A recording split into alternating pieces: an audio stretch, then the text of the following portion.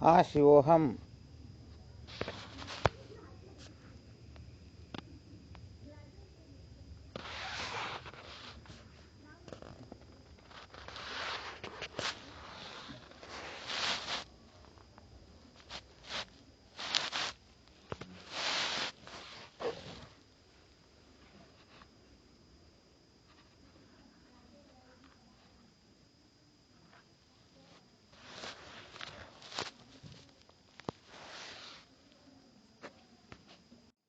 शिवोहम। आवाज आ रही क्या?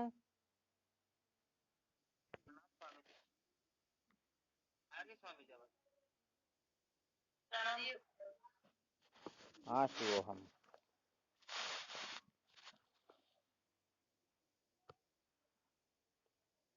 क्या विषय चल रहा था अपना?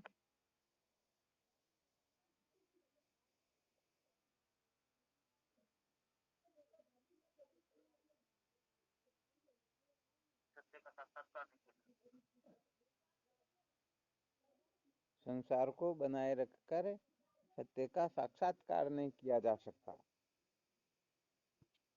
यही विषय चल रहा था ना।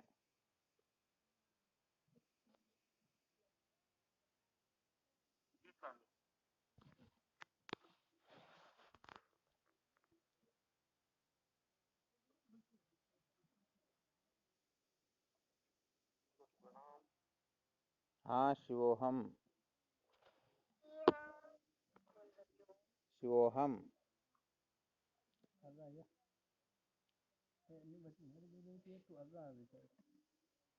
तो देखो, अपना विषय चल रहा था सत्य को जाने बिना कभी भी दुखों का अंत नहीं होता। इसके अंतर्गत बना रहे थे, संसार को बनाए रखकर कभी भी सत्य का साक्षात्कार नहीं किया जा सकता।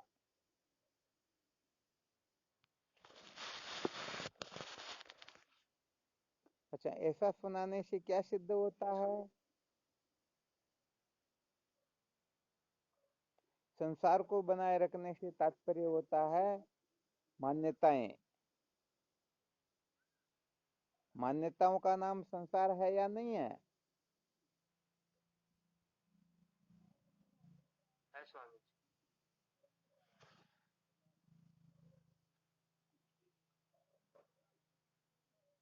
मान्यताएं किससे होती हैं?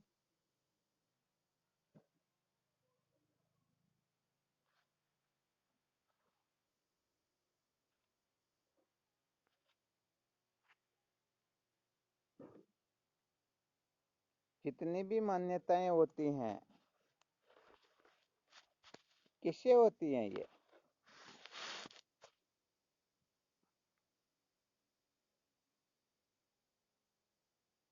मन से होती है या किससे होती है?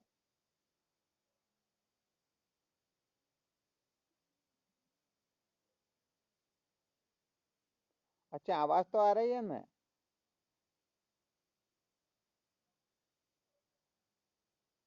शायद आवाज नहीं आ रही है ना। शिवोहम।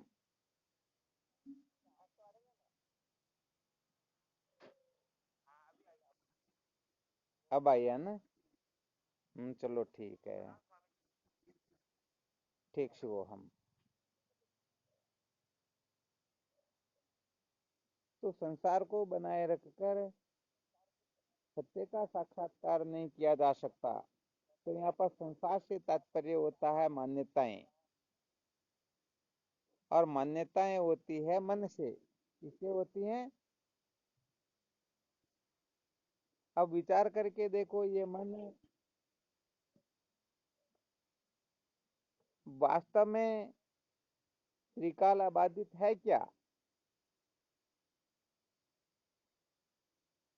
ये मन तो क्या ऐसी कोई वस्तु है ही नहीं। उत्पन्न होने वाली प्रत्येक वस्तु अपनी उत्पत्ति से पहले अभाव वाली होती हैं, और नष्ट होने के पश्चात उसके पश्चात भी उसका अभाव हो जाता है। तो प्रत्येक जो वस्तु उत्पन्न होने वाली होती है, नष्ट होने वाली होती है, उसका प्राग भाव भी होता है, और प्रध्वंसा भाव भी होता है। तो जिन जिन वस्तुओं का प्राग भाव और प्रध्वंसा भाव होता है वह वस्तु क्या होती है? मिथ्या होती है। अरे भाई ये तो पक्का है ना, जो वस्तु उत्पन्न होती है उसका निश्चित रूप से नाश हो जाएगा। है कोई ऐसी वस्तु जिसकी उत्पत्ति तो हुई हो परंतु उसका नाश कभी हुआ नहीं हो?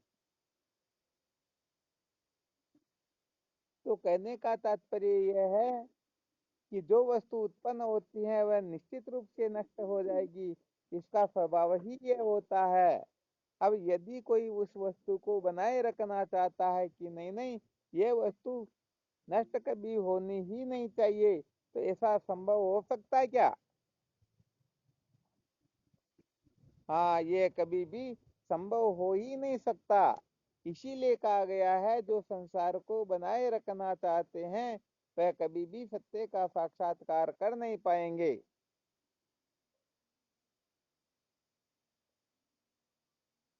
तो विचार करके देखो, ये संसार को बनाए रखने की जो कामना है ये बालकों की कामनाएं होती या समझदारों की? हाँ, ये तो कहने का मतलब बालक की कल्पना होती है। जैसे बालक माँ को कहता है मुझे चंद्रमा ला करके दो, तो क्या चंद्रमा ला करके दिया जा सकता है क्या? नहीं दिया जा सकता। अब होता है क्या, माँ उसके ज्यादा रोने से और ज्यादा नाटक करने से एक परात में पानी भर करके उसे कह देती ये ले तेरा चंदा मामा। अब छोटा सा बच्चा समझ जाता मैंने चंद्रमा को पा लिया। तो वास्तव में पा लिया क्या? जैसे ही वह परात में हाथ डालता पानी भरे हुए में, तो उसी समय चंद्रमा का जो प्रतिबिंब छिन्न भिन्न हो जाता या नहीं होता, और वह फिर रोने लगता है। तो ऐसे ही जो संसार को बनाए रखने का आग्रह करते हैं, आग्रह क्या है कि जन्म तो हो जाए परंतु मृत्यु हो ही नहीं। तो वास्तव में विचार करके देखो, ये अज्ञानियों की नासमझियों की बालकों की कल्पना है या नहीं है? तो ये निश्चित बात है कि जिसका जन्म होता है उसकी मृत्यु निश्चित तो होती है, और जिसकी मृत्यु होती है उसका जन्म निश्चित तो होता है। तो यहाँ पर कहने का मतलब यह है जो आग्रह करके बैठ जाते हैं सचमुच में वह सत्य के साक्षात्कार से वंचित रह जाते हैं, और जब उनको भी सत्य का बोध होता है तो वह भी निश्चित रूप से सत्य का साक्षात्कार कर लेते हैं। देखो, शायद आप लोगों ने सुना होगा एक चित्रकेतु नाम का राजा हुआ। कौन हुआ था? हाँ, शास्त्रों में तो देखो वर्णन बड़ा विलक्षण ढंग का आता, सुन करके शायद लोग हंसेंगे। उनके 3.5 करोड़ रानियां थी। कितनी? हाँ, तो अब थी या नहीं थी अपने को यहाँ पर नहीं जाना, बल्कि अपने को इसके रहस्य को समझना थोड़ा। चित्रकेतु राजा जो है केवल मात्र संतान को पाने के लिए वो शादियों की लाइन लगाता रहा, फिर भी उनके संतान हुई नहीं। तो क्या होता है, अंगिरा ऋषि और नारद जी महाराज आकर के उनको उपदेश करते हैं संसार की नश्वरता का, कि सारा का सारा संसार जो है ये सचमुच में नाशवान है। इन समस्त पदार्थों से हम कभी भी जीवन को धन्य नहीं बना सकते हैं। इनको प्राप्त कर भी ले फिर भी हम अजर अमर नहीं हो सकते हैं। इस प्रकार से कुछ वैराग्य युक्त उपदेश किया, ब्रह्म विद्या की ओर संकेत करने की चेष्टा की, परंतु वह कहते भाई तुम्हारे ज्ञान की मुझे कोई आवश्यकता नहीं है, मुझे तो बच्चा चाहिए,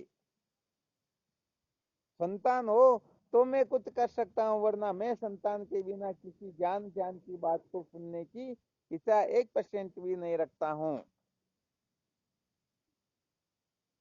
तो नारद जी महाराज ने और अंगिरा ऋषि ने खूब समझाया परंतु बात समझ में नहीं आई। फलस्वरूप नारद जी महाराज और अंगिरा ऋषि ने विचार किया जब तक ये प्रारब्ध निवर्तन, ये जो इनकी आसक्ति है, ये प्रतिबंधक है, ये जब तक निवर्त नहीं होगा तब तक ज्ञान होने वाला है नहीं। देखो ऐसे ज्ञान के प्रतिबंधक होते हैं, जब तक प्रतिबंधकों की निवृत्ति नहीं होती है तब तक ज्ञान नहीं होता है। जैसे बदल जब सूरज के आड़ में आ जाते हैं तो सूरज के विद्यमान होते हुए भी सूरज दिखाई नहीं देता, तो ऐसे उनके वो पुत्र का जो प्रतिबंधक था बड़ा खतरनाक था, तो इंगिरा ऋषि और नारद जी ने कृपा करके उनको एक संतान प्रदान कर दी। अब क्या होता है,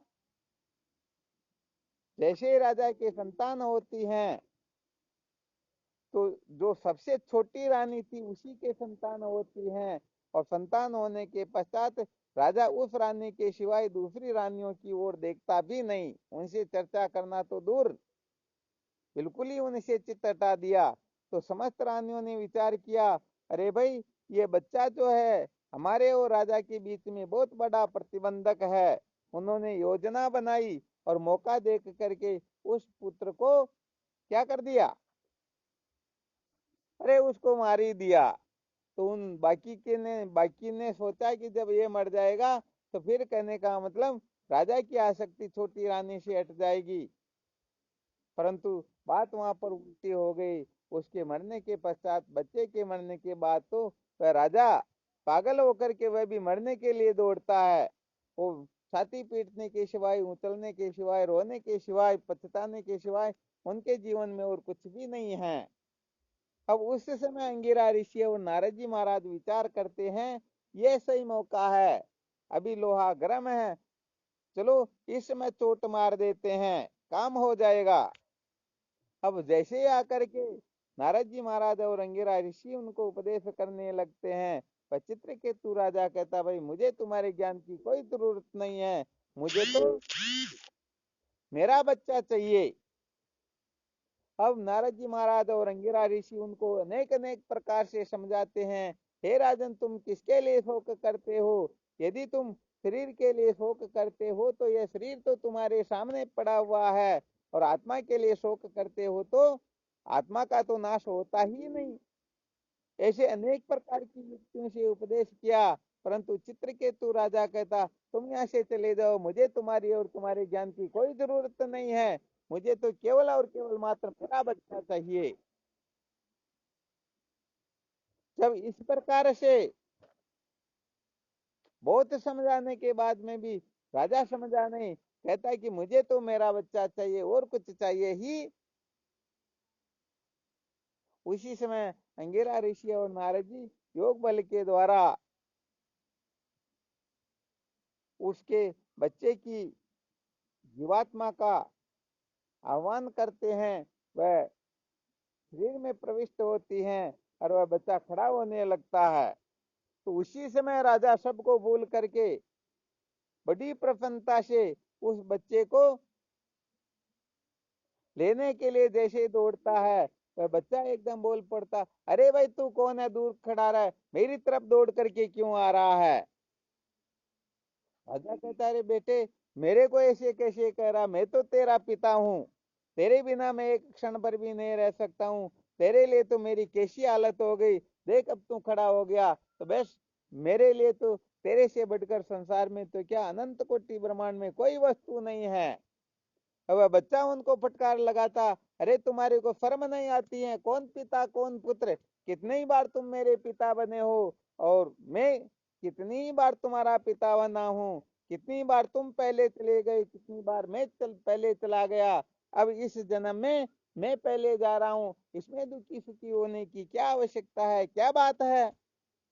जब उस बच्चे ने चित्रकेतु राजा को बड़ी भयंकर फटकार लगाई तो राजा का जितना भी अभिमान था सारा का सारा नष्ट हो गया। अरे मैं जिसके पीछे पागल हो रहा हूँ, जिसके पीछे मरने के लिए तैयार हो रहा हूँ, जिसके लिए मैंने अन्न जल सबका त्याग कर दिया और पूरा जीवन जिसके पीछे बर्बाद कर दिया, वह मेरे को कहता तू मेरे कुछ लगता ही नहीं, मेरे को स्पर्श मत करना, मेरे से दूर रह। तब ऐसी इतना की तो राजा को वैराग्य हो गया। और जब वैराग्य हुआ तो उसी समय चित्रकेतु राजा को नारद जी महाराज और अंगिरा ऋषि ने उपदेश किया और उनका जीवन धन्य हो गया। तो विचार करके देखो, संसार में कोई भी वस्तु जो जन्म लेती है वो स्थायी होती क्या? हाँ, सच्ची बात तो यह है, अपने अपने प्रारब्ध से सब जन्म लेते हैं और प्रारब्ध पूरा होने पर नष्ट हो जाते हैं। कहने का मतलब जितना दीपक में तेल होता है उतनी देर तक दीपक जलता है और समय होने पर वह पूर्ण हो जाता है। जैसे बस की सीट पर बैठ जाते हैं तो अपने साथ यदि कोई और बैठ जाए, कुछ समय के लिए दोस्ती हो जाए, तो क्या वो दोस्ती सदा के लिए रहेगी क्या? अरे भाई, अपना अपना स्टेशन आएगा और अपनी अपनी जगह पर उतर जाएंगे। जैसे ये सारा संसार एक प्रकार मेले के समान होता है। जैसे मेले में बहुत लोग मिलते हैं और बिछुड़ जाते हैं, ऐसे ही इस संसार में बनना बिगड़ना मिलना बिछुड़ना होता है। बताओ, ऐसे संसार को कोई बनाए रखना चाहता है कि इसका कभी कुछ विनाश हो ही नहीं, बिगड़ा हो ही नहीं, तो क्या संभव है क्या? संभव नहीं है ना। हाँ, वास्तव में बिल्कुल भी संभव नहीं है। देखो क्या होता है, एक छोटा सा दृष्टांत और सुना देते हैं, फिर थोड़ा वेदांत विचार की ओर प्रवृत्त होते हैं। एक कोई माताजी अपने पुत्र के मरने से ऐसी पागल हुई कि वो मरने पर उतारू हो गई। और किसी महात्मा के बारे में पता चला कि वो महात्मा मरे हुए को जीवित कर सकते हैं, तो उनके चरणों में जाकर के गिर गई, भगवान मेरे बेटे को जब तक आप जीवित नहीं कर दोगे तब तक मैं आपके चरणों से उठूंगी नहीं। तो महात्मा ने कहा, ये तो हमारे बाएं हाथ का खेल है, अभी हम तुम्हारे पुत्र को जीवित कर देते हैं, तुमको चिंता करने की कोई आवश्यकता नहीं है। कहा तो फिर करो। कहा भाई, इसमें एक छोटी सी वस्तु चाहिए, वह सामग्री यदि कहीं से मिल जाए तो मैं तुम्हारे पुत्र को जीवित कर दूंगा। अब वह माता जी कहती, महाराज जी आप तो बताओ क्या चाहिए, मैं पूरी सृष्टि में जहाँ कहीं पर भी मिलती होगी, चाहे कुछ भी क्यों ना करना पड़े, मैं ला करके आपको दे दूंगी। महात्मा जी ने कहा, देख बेटे, बात ऐसी है, थोड़ी सी थोड़े से राई के दाने चाहिए। अरे तो ये तो कोई बड़ी बात नहीं, मैं अभी लेके आती हूँ। नहीं नहीं, कहाँ से लाना ये पहले सुन लो। तो बताओ कहाँ से लेकर के आना? कि जिसके घर में कभी मृत्यु नहीं हुई हो उसके घर से 5 10 15 दाने राई के लेकर के आ जाओ, मैं अभी तुम्हारे पुत्र को जीवित कर देता हूँ।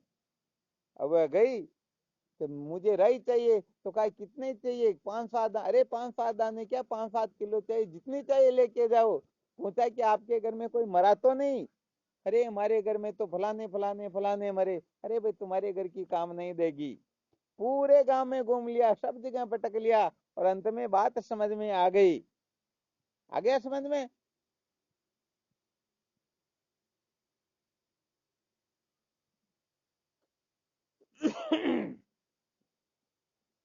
आवाज आ रही है ना? आवाज कट गई इसका मतलब।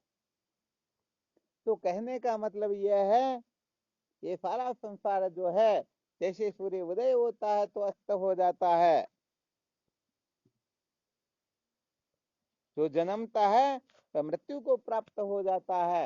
यहाँ पर कहने का मतलब, कहते हैं ना, जो आवे जो चलिया जावे, तूने जो धस जावे, उगे जो हाथ जावे, फूले जो कुमला जावे, कहते हैं ना अपनी भाषा में।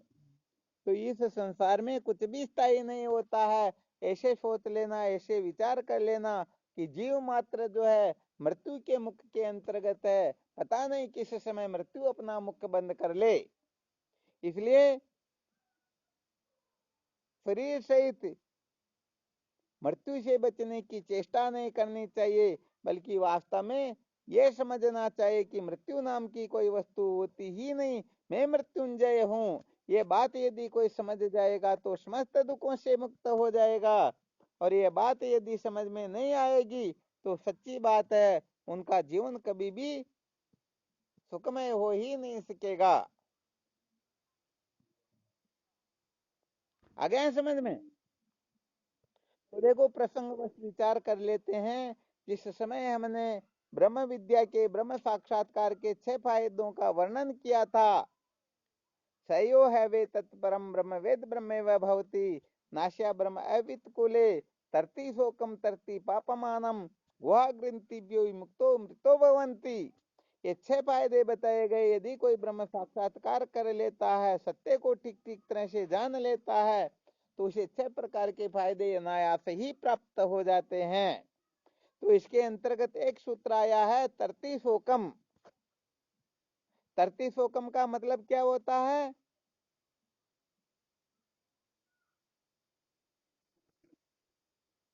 हाँ, अर्थात वह शोक समुद्र से मुक्त हो जाएगा, शोक समुद्र से तर जाएगा। अच्छा बताइए, शोक क्यों होता है? शोक नाम समझ लीजिए दुखों का। जीवन में दुख क्यों होता है?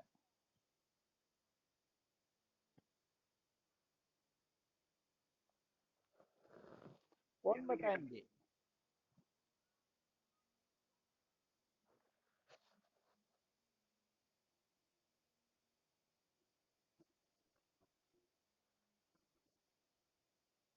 प्राप्त वस्तु अप्राप्त हो जाए, है ना। बहुत अच्छी बात है। इसको अपन इस ढंग से कहते हैं कि यदि अपने को कोई,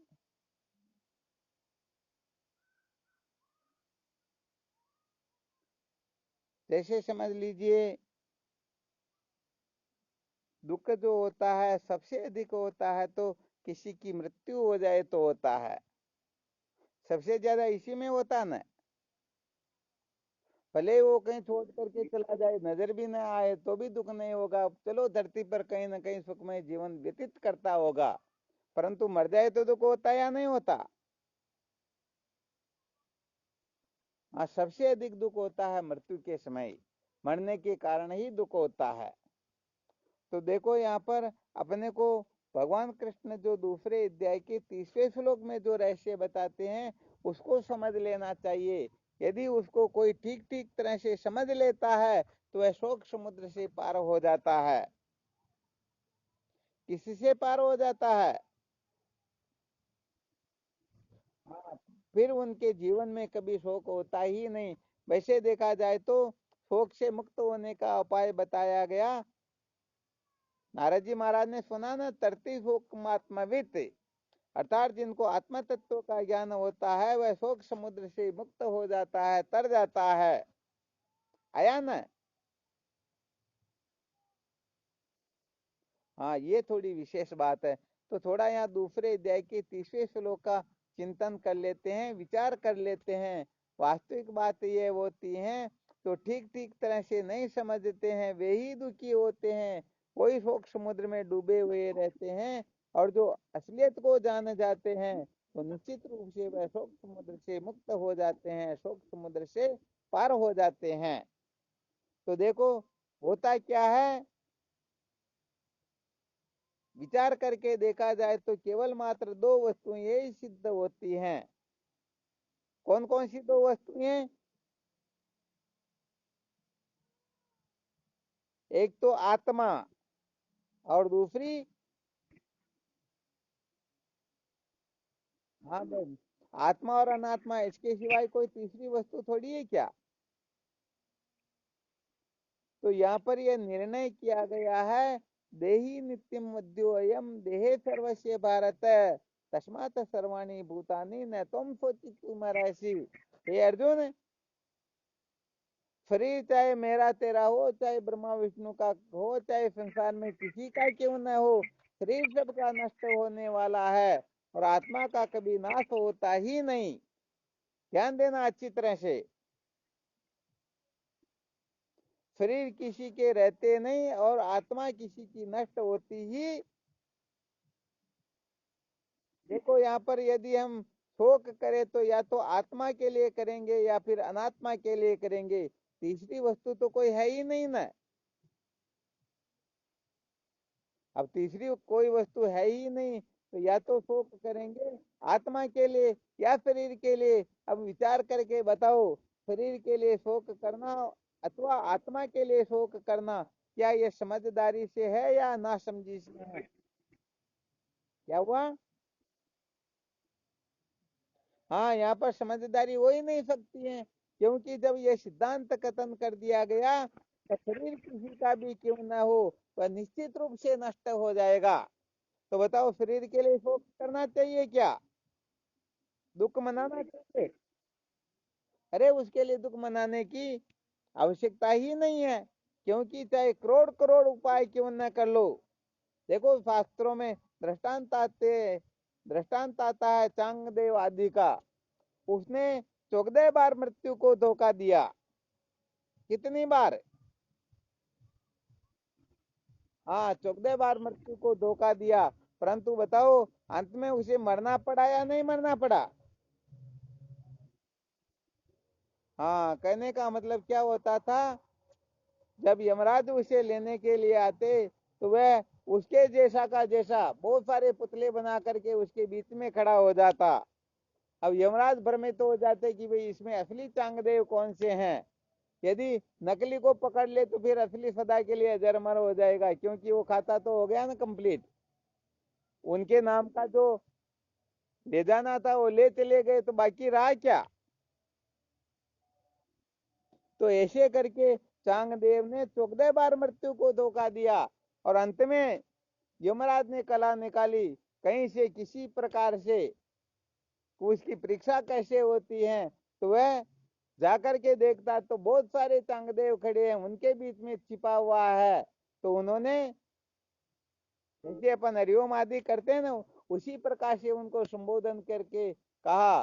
तो उनका ये स्वभाव था कि यदि इस प्रकार से कोई कर देगा तो बिना बोले वह रहेगा नहीं। उसने उसी समय उनका जवाब दे दिया और पकड़ा गया। तो बताओ, कितनी भी अक्ल होशियारी क्यों न लगाई, फिर भी मरना पड़ा या नहीं मरना पड़ा?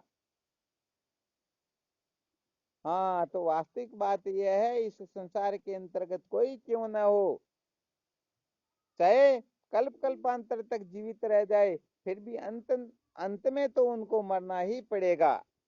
इसलिए जो वस्तु नष्ट होने वाली है, उस वस्तु के लिए यदि कोई शोक करता है तो समझ लेना चाहिए वह ना समझ है। आ गया समझ में? तो शरीरों के लिए शोक करना चाहिए क्या? नहीं करना चाहिए। अच्छा, फिर दूसरा दृष्टिकोण देखते हैं, क्या आत्मा के लिए शोक करना चाहिए?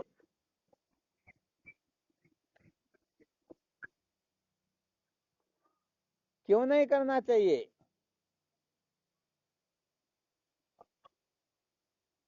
अरे, क्या बात है, आत्मा का कभी नाश होता ही इस सृष्टि में तो क्या अनंत कोटि ब्रह्मांड में ऐसी कोई शक्ति नहीं, ऐसा कोई सामर्थ्य नहीं है तो आत्मा को नष्ट कर दे। तो जब आत्मा का नाश होता ही नहीं तो आत्मा के लिए शोक क्यों करे? और शरीर कभी रहता ही नहीं तो बताओ इसके लिए शोक क्यों करे? तो शोक करने का असली कारण हुआ, इस शरीर को हम रखना चाहते हैं, इस शरीर का कुछ न बिगड़े, अथवा आत्मा के असली स्वरूप को न जान करके आत, आत्मा के बारे में अनेक प्रकार की अंट संट कल्पनाएं कर लेना। तो कुल मिलाकर के अधिष्ठान का जो ज्ञान होता है, यथार्थ जो बोध होता है, इस बोध से जो रहित तो होते हैं, वे ही बारंबार सुखी दुखी होते हैं, वे ही शोक करते हैं, और वे अनेक प्रकार से पश्चाताप करते रहते हैं।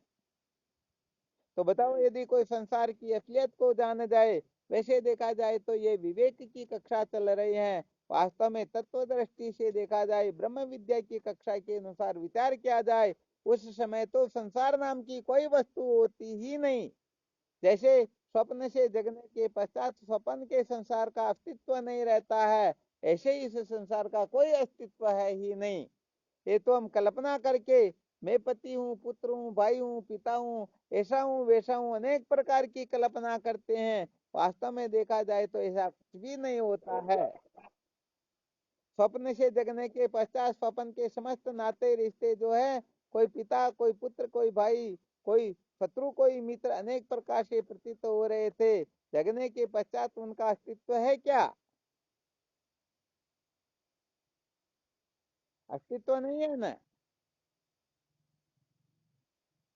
तो जैसे स्वप्न से जगने के पश्चात स्वप्न में दिखाई देने वाले समस्त शरीरों का कोई अस्तित्व नहीं होता है, ऐसे ही इस जागृत प्रपंच में दिखाई देने वाले समस्त विश्व का कोई औचित्य, कोई सत्व महत्व नहीं होता है। जो जो इन अनात्म पदार्थों को महत्व दे देता है, जो इनमें आसक्ति कर लेता है, जो इनके पीछे पागल हो जाता है, जो इनको अपने जीवन का लक्ष्य बना लेता है, तो ऐसा समझ लेता है कि मैं इसके बिना नहीं रह सकता हूँ, मैं इसके बिना नहीं रह सकती हूँ, समझो, उसे निश्चित रूप से रोना पड़ेगा।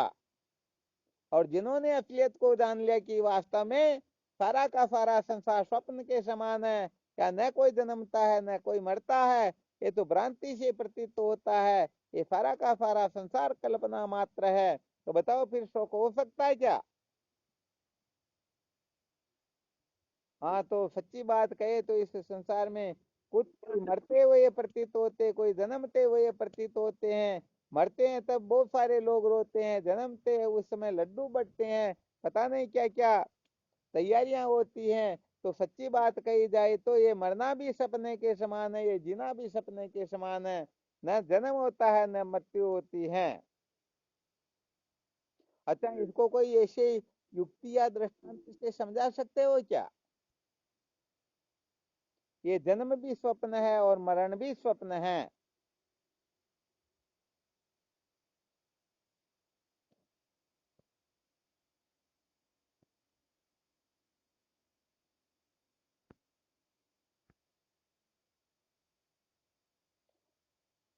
कोई ऐसा दृष्टांत ध्यान में आ रहा है क्या?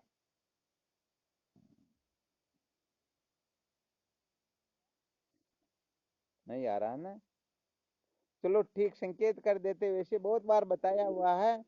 जैसे समझो कागज के ऊपर चित्र बना रखे हैं, एक आरती बना रखी है, उसके ऊपर किसी को लेटा रखा है, चार पांच सात जो उस आरती को उठा रखे हैं, आगे कोई हंडी लेकर के जिसमें अग्नि रखी हुई है, धुआं निकल रहा, पीछे 100 200 500 दाग संस्कार के अंतर्गत जा रहे हैं, ऐसा समझो कोई चित्र बना हुआ है। अब छोटे से बच्चे को भी पूछ लो, बताओ बेटे ये क्या है, तो क्या कहेगा?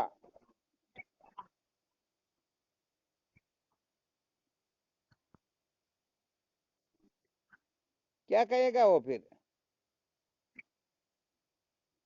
छोटे से बच्चे को वो चित्र दिखाएं अपन,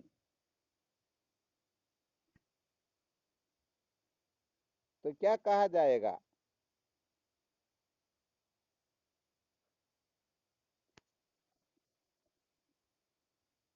अरे भाई, इसके अंतर्गत वो ये कहेगा कि ये व्यक्ति तो मरा हुआ है,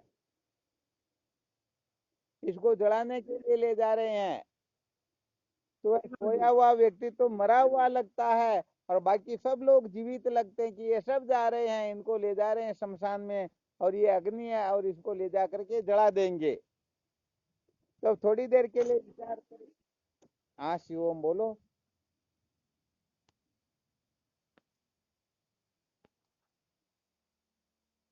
कोई कुछ कहना चाहता है क्या?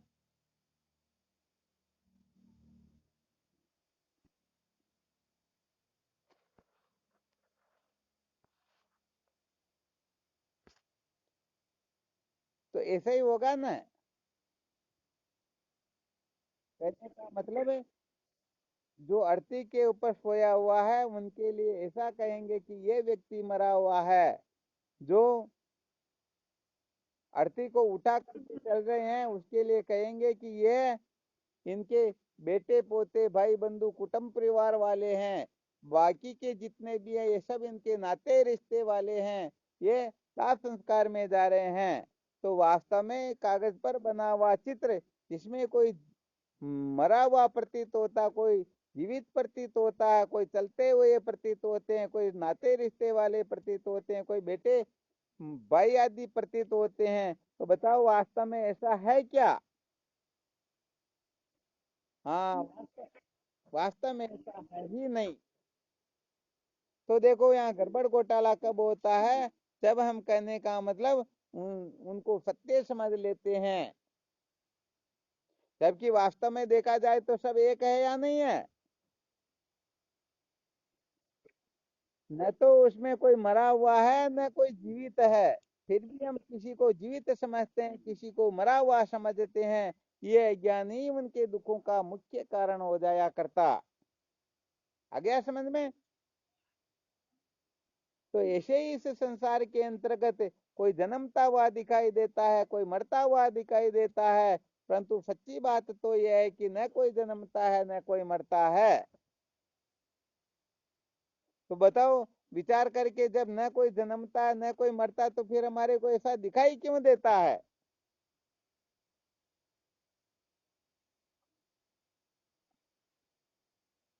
भ्रांति के कारण। अच्छा, और कोई बोल के देखो।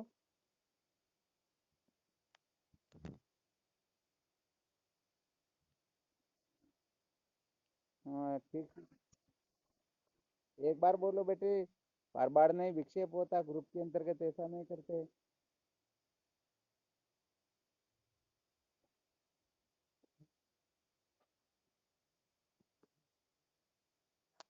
ठीक ठीक बात नहीं बता पा रहे भाई भी।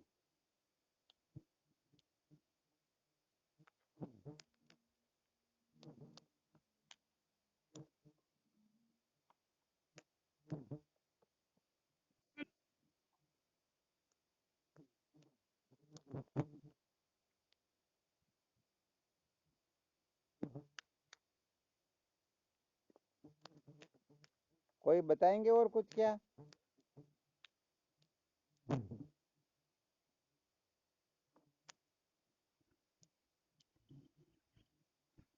कहने का मतलब अपने को प्रत्यक्ष दिखाई दे रहा है।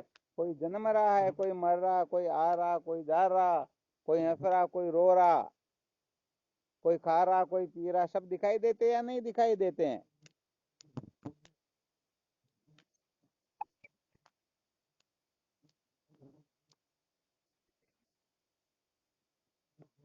अच्छा देखो, इसका रहस्य समझा देते हैं। अच्छा, सपना सबको आता या नहीं आता?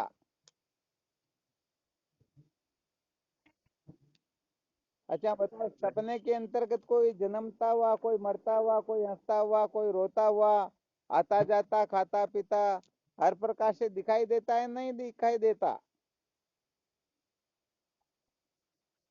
और उसी समय यदि नींद उड़ जाए तो बताओ, वो जो कुछ भी दिखाई दे रहा है सचमुच में सत्य था क्या?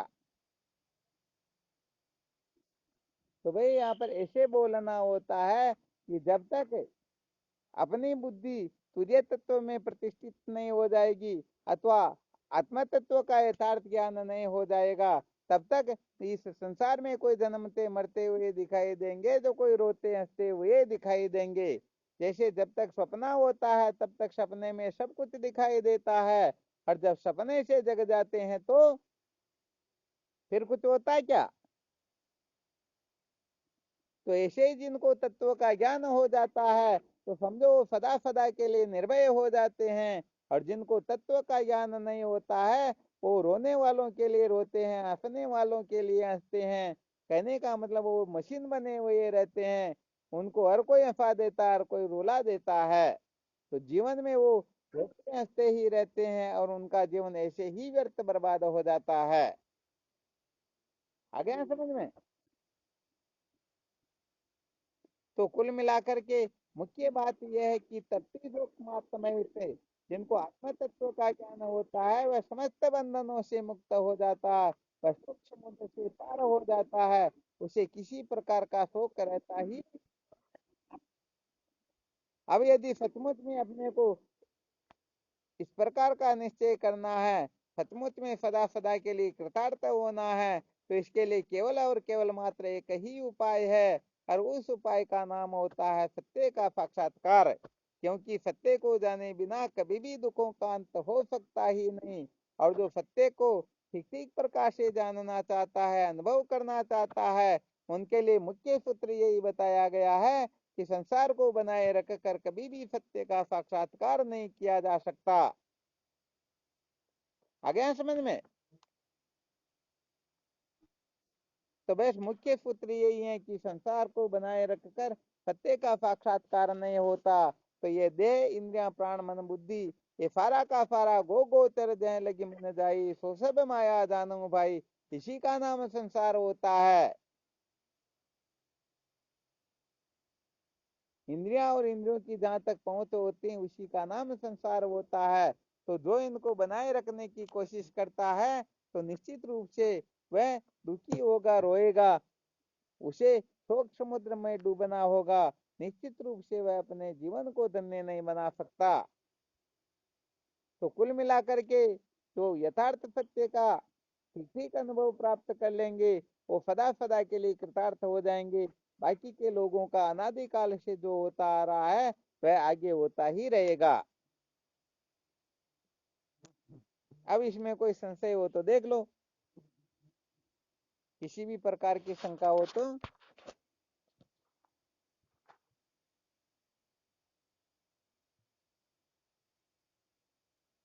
है कोई शंका?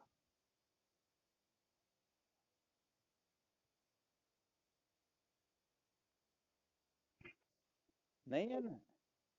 चलो ठीक, फिर इसका चिंतन मनन करना, खूब विचार करना।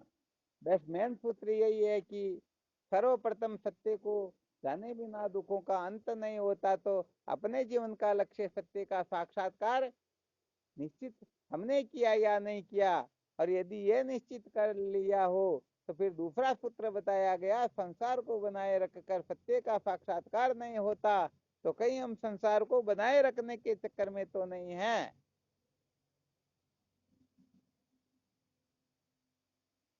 ये रहस्य जो ठीक ठीक तरह से समझ लेंगे, समझो उन्होंने अनंत कोटि ग्रंथों के वास्तविक तात्पर्य को, वास्तविक रहस्य को समझ लिया। और यदि ये रहस्य समझ में नहीं आया तो उन्होंने सब कुछ क्यों ना कर लिया हो, फिर भी समझ लेना चाहिए अभी तक कुछ किया ही नहीं, अभी तक उनका चलना प्रारंभ ही नहीं हुआ।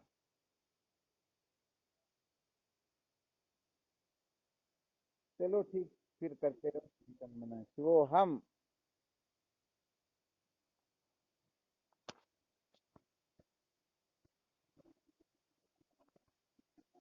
हाँ, शिवोम नमो नारायण। वो हम।